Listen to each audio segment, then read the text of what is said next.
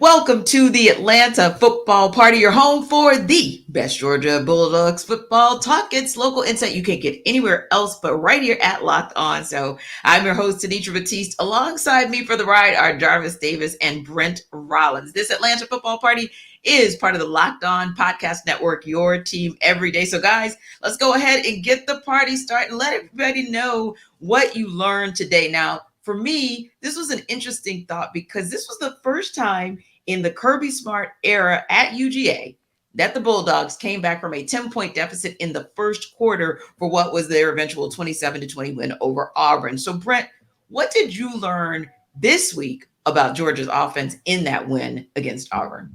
Carson Beck is really comfortable on third down. He played insanely well on third down. The money down, obviously, 8 of 10, 115 yards. PFF passing grade of 91.4 on third down. So, you do that when you needed every single one of those conversions for the most part because of the way the game went. Yeah. That was what I learned. How about you, Jarvis? I would probably have to go with the offensive line. I feel like Michael Morris is starting to really establish himself. I know Dylan Fairchild, they've been kind of swapping out. I want to get to a space where they make a decision on that, and I really feel like Michael Morris in this game, he made a case for, solidifying the left side of the offensive line, because I feel like in the second half of that game, those guys were able to get up to the second level. He and Green, they were working in real conjunction with each other as far as on those outside zone runs and stuff like that. And I think Dejon Edwards was able to cut off those guys and get up in field, and you saw it on that touchdown run in the second half.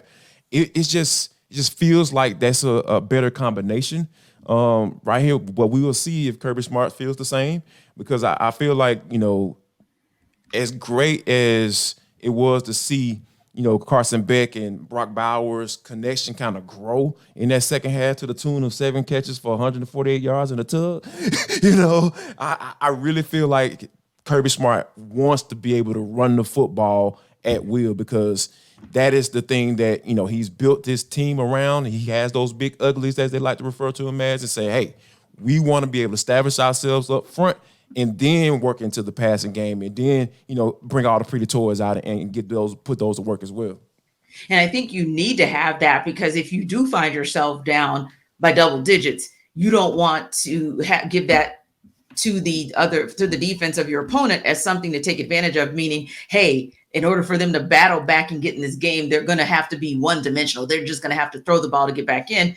And Georgia showed you on Saturday that they didn't have to. They could still be a multifaceted offense and get themselves back in the game and then win a game, and win it by virtue of, like you said, the otherworldly Brock Bowers, which, hey, that's my lesson on offense. It's a constant weekly reminder of just how freakish good Brock Bowers is. But also, if you're in a pinch and you need to get it done in a grimy, gutted out type of way, Georgia can actually do that too. And we'll talk a little bit more about that in a moment, because you wonder, that's kind of living on the edge, but still it's good to be on the other side, on the winning side of that, right? Because there were moments where you thought, oh, wow, is this going to be that week where maybe the offense doesn't show up like right down there in the crucial time frame in that last quarter or so, if you will, and they actually did. So that's what I learned about them. They showed resilience again, and they also showed you that no matter what, they always still have the absolute positive best player on the football field, if not the best player in the country, in their stable on offense. Now, Jarvis, the defense did some damage too. What'd you learn about Georgia's defense in this win against Auburn? Javon Bullard is really good at playing tackle football. The way this man just was breaking on the ball and coming up and making tackles, and you just see the difference in this secondary, right? How they play with each other, and like he and Malachi Starks and Tyke Smith. Tyke Smith had some instances where it was like, all right, now what you doing now? You need to get on point, because I feel like Javon Bullard, coming back into this lineup, he raises the standard, right? Like he's that guy that he can be that playmaker for you. And of course, Malachi Starks is outerworldly when he's playing that safety spot as well. So when you have the combination of those two guys back there, I really feel like you understand why Auburn wasn't able to get that passing game going. Now, granted, it's not that great in the first place. Peyton Thorne throwing the football. When they were forced to throw that football and they got the ball on the drive after Georgia scored, I was just like, there's no way that Peyton Thorne is going to be able to march these guys down the field and score on this defense, because I really feel like they had some guys that on the back end of the defense that can make plays, and I thought it was just fitting that Malachi Starks picked the ball off to end the game. Yep, very much so. In terms of learning, though, I think obviously Auburn was able to, they were one-dimensional offensively. They could only run the football, yet they were able to do it very successfully. Now, the quarterback run game brings a whole other element to things in terms of defense, but you don't have playmakers along the defensive front. And what does that do to me? That amplifies linebacker play. Yeah. And it was a struggle this past weekend. And I think it's going to be something where you look at even moving forward this weekend against Kentucky. That's sort of position group of, hey, let's raise the bar a little bit. Let's raise the level a little bit, because again, when you don't have guys that just win one-on-ones and make tackles, a la what you've had in the past with Carter, Davis, Wyatt, all those guys, it makes those linebackers be almost perfect in terms of reads and being in spots they need to be. And it wasn't the case this past weekend. You need it to be the case this weekend coming up against Kentucky.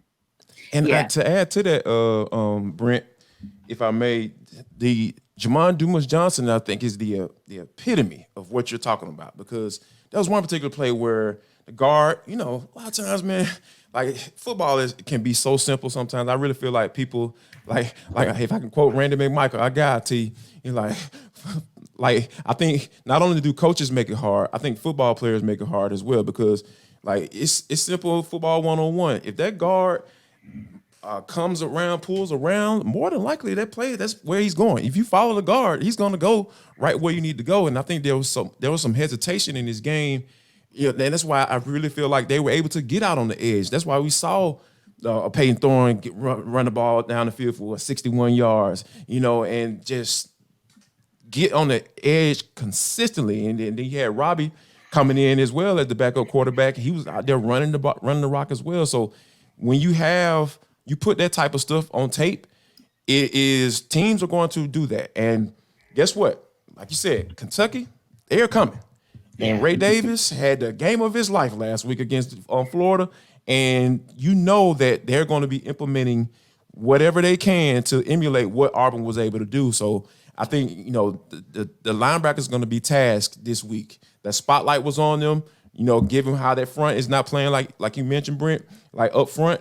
Like the pressure is going to continue to rise for these guys. And they're going to have to either step up or step aside, because once that tape is out there, people are going to emulate it over and over and over again to try to take advantage of it.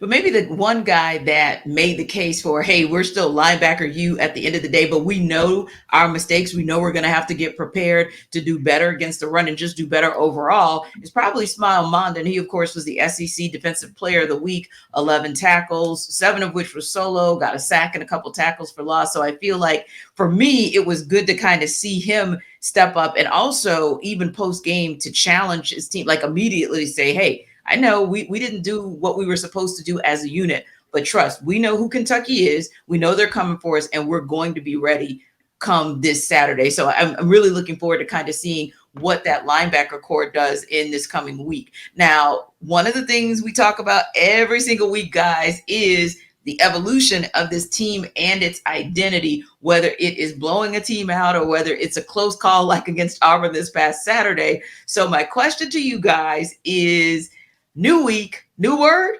Or, okay, Brent's like, yeah, I got one. Give it to me. I got a new word. This week, to me, the word of the week is unfazed. You've had double-digit deficits in 2 games. This one on the road in that environment, which is otherworldly in terms of the environment.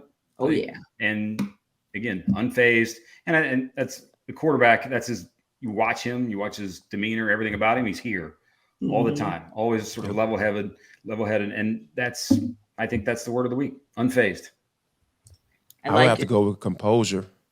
Like for them to be, like you said, down on the road in the atmosphere down there at Jordan Hare Stadium, it was electric. And Kirby Smart even said as such after the game. He was like, hey, shout out to them because they brought it. The fans, Auburn fans brought it, and like to be able to go out and get a win in the SEC on the road is not easy. And I think that you saw Carson Beck make that big 3rd and 12 throw to Brock Bowers, and I really feel like he was taking it to another level as far as leading those guys to water to make sure they drink, right? He was putting it on the back shoulder. He was throwing it to, where not leading them into coverage and throwing it away from coverage. And I think Carson Beck grew up in this game. So I think composure is the word for me that kind of speaks to where Georgia is right now coming into another SEC matchup. Yeah, and I probably would use gritty because I don't know if any of their wins have been pretty per se, but this is probably one that was the ugliest and kind of the grimiest, if you will. But if you can gut it out, sometimes that's the character builder that helps you to really turn the corner, that helps you to evolve into what you're going to be. So I just kind of saw them as a team that, hey, wow, even in a tough time, in a situation where a Kirby Smart team has never prevailed, like I said, with that 10-point deficit in the first quarter, this team did, because they just have a different kind of grit and a different kind of griminess about them. So we'll get between the hedges and dig a little bit deeper in the minute, of course. But if you want to know what to wear when you're still trying to keep that summer body through fall and winter when you're working out, I'm telling you, I just worked out in these yesterday, but Jarvis can really tell you how amazing it is to have your bird dogs. Folks, I want to let you know that this episode of the Atlanta Football Party is brought to you by Bird Dogs. Bird Dogs people, they are big man approved. What does that mean, Jarvis? That means that they are comfortable and fitting, and they shows off your thighs. Like all you big guys out there, I know you've been working out, you've been feeling good about yourself. Get yourself a pair of Bird Dogs because they are absolutely amazing. I'm talking about not only can you get your workout on, like T mentioned, you can go to the doggone place a little golf. You can go out for an evening night on the town. Like they just all fitting. You know what I'm saying? Like they just fit around you. They fit well, and they fit any occasion. Because guess what? You don't want to be wearing all these stiff behind khaki shorts that they selling out here. Go get yourself a pair of Bird Dogs. You know what I'm talking about? You go work out. You can go to the gym in these bad boys. So there are so many things you can do when you got yourself a Bird Dog. So here's what I want you to do. I want you to go to birddogs.com/lockedon or enter promo code locked on at checkout for a free Bird Dogs water bottle with your order. That's birddogs.com/locked on for a free water bottle at checkout. You won't want to take your Bird Dogs off. I promise you.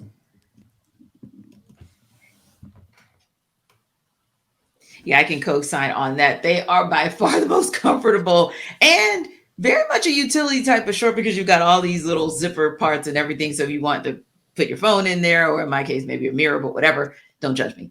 Anything you want to take into golf balls. But anything you want to take into the gym, the Bird Dogs are simply amazing. Now, I'm going to channel my inner Aerosmith from 1993 because sometimes, Brent, when I watch Georgia, although, like I said, gritty and grimy they are, but sometimes they can make you a little nervous because it kind of feels like they live on the edge. So, of course, they got by South Carolina a couple of weeks ago, and they eked one out against Auburn this past Saturday. And like I said, living on the edge, as it feels like sometimes, are you concerned about that? Like, can they continue doing that, especially as they go deeper into conference play? Outside of Vanderbilt, I would think the rest of their schedule is actually going to be like that unless one thing happens. The only way that changes to me is obviously health. I think if you keep getting healthier, you get Marius Mims back, you get other guys back potentially. But your offense has to step on the gas early. And you have yet to see, like, through 5 games, Georgia 17, opponent 17 in the first quarter. Like, you haven't stepped on the gas early and force teams into throwing the football, which is, guess what, the strength of your defense. The strength of your defense is your secondary. It's not the front 6. So you step on the gas early offensively, efficient, score, put the ball in the end zone early. Okay, now we can start looking at potentially extending leads and being a little more comfortable in some of these victories. Until then, I think almost every game is going to be like that. Yeah. And I think it starts with Mike Bobo, I feel.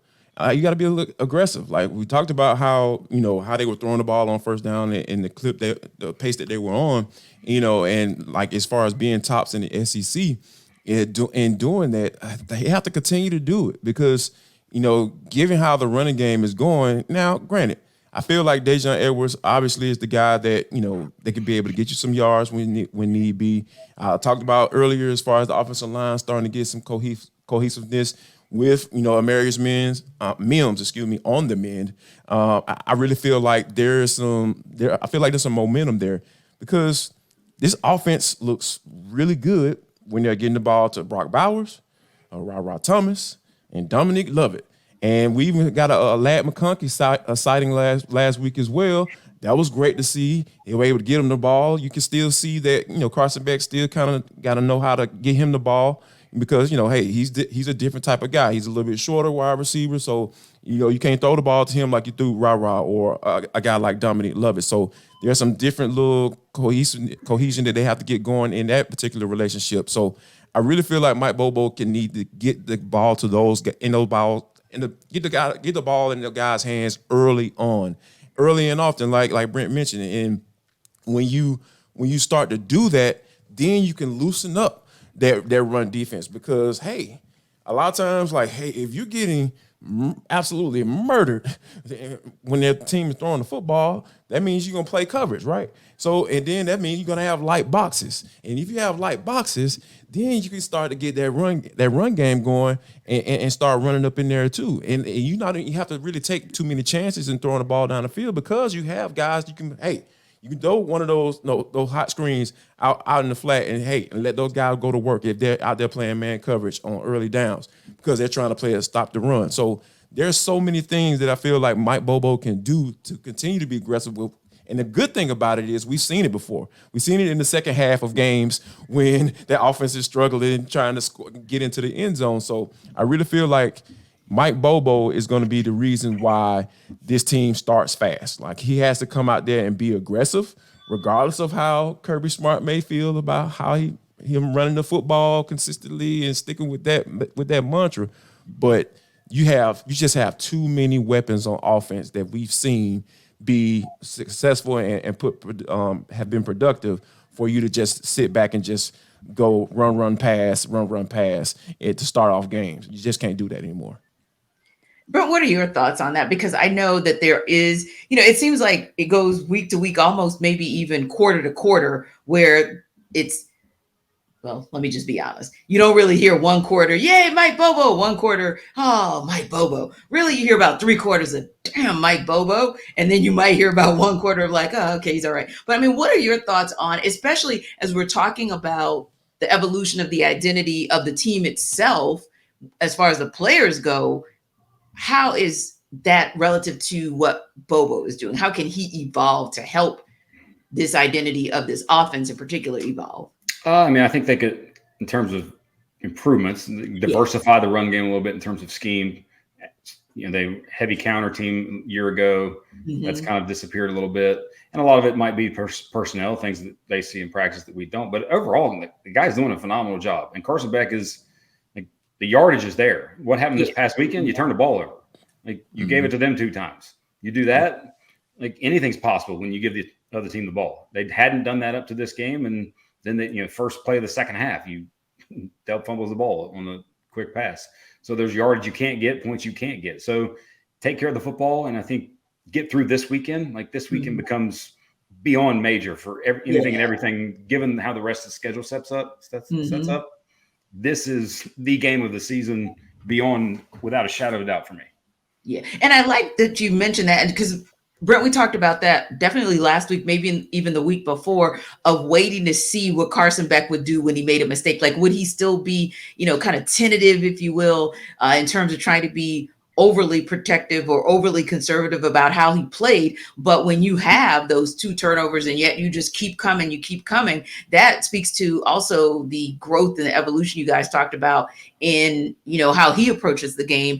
And that could also be one of the factors that could open up this offense a little bit more. 2 particular plays that showed a lot of what you're talking about. Because to me, Beck right now is playing the game at an exceptionally high level. he's not controlling the game yet in terms of Yeah. manipulating defense and Mhm. getting everything involved to where he wants to do it or make the throw that he wants to. But what's being called, he is executing it at a phenomenal level. But the two throws for me where it's like, okay, that's the step up, the playmaking that we've talked about in the past was the one to Bowers in the end zone that he actually dropped that went through his hand. Yeah. Like, second and 10 So smash. agree. Second 10, but he had a little bit of pressure and gave him a chance. Like, go give him a chance all day, every day. And then the play late that Bowers turned around and made as the one-handed catch, like that was the only place that ball had to be, and he made it. And that's what you have. You have Superman on your offense. Let him go be Superman. And that's the evolution of the playmaking part that we talked about. Agreed. And kind of an offshoot of that question as well, Jarvis, I would say, I'm going to give you guys a headline that I saw in the last 24 hours, probably saw it either last night or early this morning. And I thought, I got to share this with the guys and kind of get their thoughts too. So a spinoff of our first thought and our first topic. The headline read, quote, CFP increasingly unlikely for Georgia, and that's okay. I thought, that's kind of interesting and kind of strong at this point in the season, but are the chances for a third straight trip to the playoff really not likely to happen? If so, is that really okay? And have you seen something so far this season that would make you think that? Well, my question, I answer a question with a question. I know all you English majors out there is like, what are you talking about? And then Brent, being a PhD, I know he knows probably going to cringe at this one as well. Who going to check me, boo? Like who's gonna stop Georgia from getting to the college football playoff? Somebody in the SEC East? I mean, I know Kentucky. They're a formidable opponent. They're 5-0 and all that stuff. Yeah, but at the end of the day, we've come to the point where we're used to Georgia figuring it out. And in the 2023 Bulldogs, they will figure it out at some point until they don't. And we haven't seen that yet. So I can't sit up here and say, hey. Yeah, they might, more than likely, they're not going to maybe be able to make the college football playoffs. Have they lost yet? Like, aren't they on track to be in the SEC championship as we speak right now? So, yeah, I don't buy that, because if you're telling me, well, LSU going to stop them or Alabama Alabama make it to the SEC championship, they're going to stop. No, I just don't. It's just, there's no one on the west side of this SEC conference that I can sit here and look at and say, you know what? If they make it to the SEC championship, they might got a really good chance of beating Georgia. And we know if Georgia wins the SEC championship with one loss, let's just say we give them a loss. Yeah. Like who's not voting them in? The back-to-back national champions, because they got the benefit of the doubt with the voters. I know they're not supposed to take into consideration what happened in the previous years, but it's kind of hard not to. Oh, yeah. The back-to-back national championships. championships. That cachet. Yeah, you got that. Like, come on, what are we talking about? Yeah. So, Yeah. Who gonna check me, boo? Yeah. I ask that question. Right. Because when I saw it, I said, I just got to ask the guys this question, because it felt like, premature. And then that part about, is it really okay? Well, no, of course it's not okay. So but the fan base would very much disagree with it being okay. If it happened, they would be mad, and then they'd sort of think back to the two national championships. But I will say, I think the realm of possibilities for this team is endless. Yes. And by the way, when I say endless, it's, could they have two losses and not make the SEC championship game? I think that could happen. It happened. Like, maybe, yeah. Ole Miss can score. Like, you get them at home, yes, but they can score. I think you could do the same to them, but you never know. That could be a coin flip game. Missouri is playing a different level of football right now. Like, I think they can do some things that can hurt you. Now, in the end, over time, over 4 quarters, should it happen? No, if you take care of the football. But I like them being 13-0 and going to the playoff, definitely a possibility.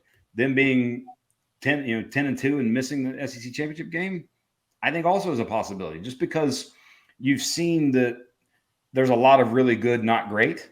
But in the end, if you take care of the football and if 19's on the field, you should be there. Yes. Agreed. And not only that, Brent, but if you start to add the pieces back that you guys have mentioned, and not just the pieces as in Marius Mims comes back completely, but also that Alad McConkey is back and he's 100%, or Javon Bullard when he becomes 100%, because you could be playing at probably like 85 or 90 right about now. I think all of those factors, not that other teams won't deal with injury, but ultimately I think those are some factors that have to be taken into consideration as well. So listen, we love to have conversation, but I think Brent said it best.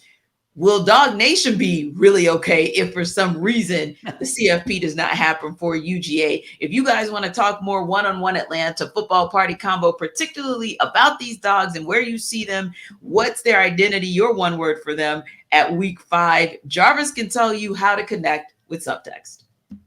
Hey, people, listen up. I'm telling you, go to the description in the YouTube, or if you're listening on the audio version of this particular podcast, you can go to the description as well. There is a link in there. Pound that link.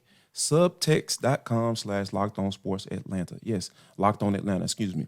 So yeah, go there. The link is in there. If you missed it, you missed it up and you're trying to figure out what it is, all you got to do is go to the YouTube description box, or you can go wherever you download your podcast and check out the description or the summary of this episode, and you can join the party. You'll be able to text with me, ask me some questions, what you got about the Falcons or the Bulldogs. We're right here just for you. It's another way to get in contact with the program.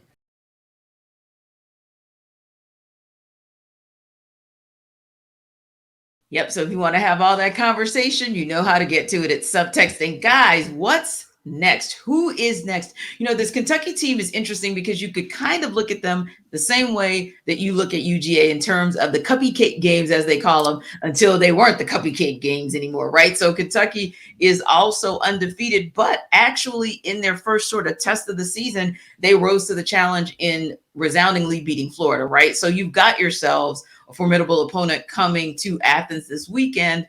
We've also talked about guys that have slowly but surely started to step up to the plate, or guys that are showing like, whoa, this is what we anticipated for them to have to show all along. So that said, who is that guy for you, offense, defense, or both, who you're like, yeah, I'm going to need you to do a next man up situation, going to need you to level up in order for this Georgia team to get this win? Bowers is the easy answer because he's always the correct answer. He's the best, like you said, he's the best player in college football, non-quarterback. And he's going to, like, if you get him the ball, he's going to control the game. But outside of that, Tyke Smith is the one for me this week, because what's interesting about Kentucky, because of the way they run the football, Georgia's going to have to actually schematically make decisions about personnel with who they have on the field. And if Tyke Smith's on the field in that star nickel corner role, he's going to have to play near the line of scrimmage a lot and tackle really well in this game to keep Kentucky at bay. Now, the other part, the key X factor in this game to me is Devin Leary with Kentucky, because he's just not been accurate with the football. And it's something that's kind of different than what he was during his time at NC State. So does he have like a step up and play this week that you didn't expect? Because Kentucky has playmakers on the outside. But for Georgia specifically, it's Tyke Smith for me. Yeah, I would have to go with Jamon Dumas-Johnson. Like, I know I've called him out before, but I really feel like believe what you see, man. Like, this is, like they said, this is something. There are some things that I feel like he can do in order to be able to make those plays, to make up for, because to be honest with you, up front, I really felt like the Georgia defensive line, they were kind of like teetering between, okay, do I cat mouse this bad boy, or do I kind of crash down and try to make the quarterback spill outside? And when I know that that's where they want to go, and then the whole RPO action and quarterback sweeps, they start running those things, and start having some success with it. It seems like they didn't quite know how to attack it, from a technique standpoint. So I think that if Jamon Dumas-Johnson, given what's going on up front, I feel like Jamon Dumas-Johnson has to be more in tune with what Kentucky is going to bring to the table. So I think a big week of film study for number 10 will go a long way in Georgia not being susceptible to the run like they've been, in these past few weeks. Yeah, and I would agree with you guys both in the players that you identified who kind of need to step up. And I'll say, kind of overall, I'd like to also see the team kind of step up in terms of playing a clean game, but making Kentucky play a not so clean game. So kind of going along the lines of what Brent said, get them to turn the ball over, win that turnover battle. But also when I say clean on the offensive side of the ball, really the team overall, stay away from penalties. Like that's one thing that I know gets in the craw of Kirby Smart. Like these senseless penalties that push the ball back or get you in a situation where you're in 3rd and long, or gets the other team in the situation where they're moving the chains, where you kind of had them backed up against the wall. So you just, in a game like Kentucky, that could be another close one. You definitely. It's going to be. Right. The history of their games, it's always physical and close. Yes. Yeah. And I think that's actually a great point as well, Brent. Like, every team is stepping into, whether it's between the hedges or whether you're going on the road to meet them, every team is going to step up their game. Every team is going to want to play you with the ultimate brand of physicality that they can bring. And Kentucky's going to be no different, if not the most physical team that Georgia will have seen thus far this season. So yeah, you definitely want to be prepared for them coming after you in that way. Now, the other thing I thought about too was kind of what the focus would be. And I think you guys kind of touched on this, but just kind of to wrap it up in a bow, when you look at Kentucky and what they bring to the table, whether that's their strength or their weakness, what's maybe that one thing that you're saying, hey, Georgia, you need to hone in on this because this might just be that thing that gets you the W? Go ahead, Jarvis. I would probably, for me, I feel like being that Kentucky is going to try to shrink this game down, right? They're going to try to limit Georgia's possessions, because we talked about how Georgia has been susceptible to the run and how that being on tape and teams can kind of emulate what teams have been doing has been working against you. Like, they also have put 19 on tape. They put 5 on tape. They put 6 on tape.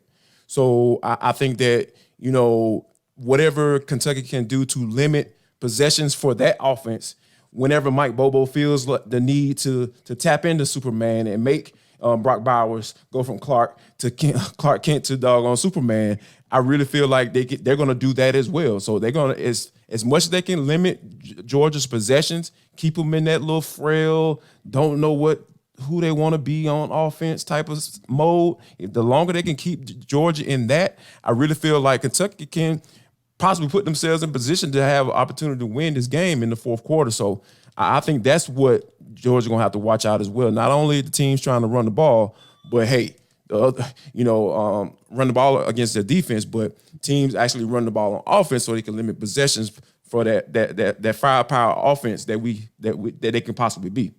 Yeah. And I would say whatever. It's in this game. This to me is a whatever you have to do to survive this game by 1 point, by 50 points, survive this game in any way possible. I don't care what it takes, because Vanderbilt the following week, bye week, now you're reset. Now you can self-evaluate. All sorts of things can happen after that. Then you get ready for the stretch run, which I think this team kind of mentally needs to get there. Yeah.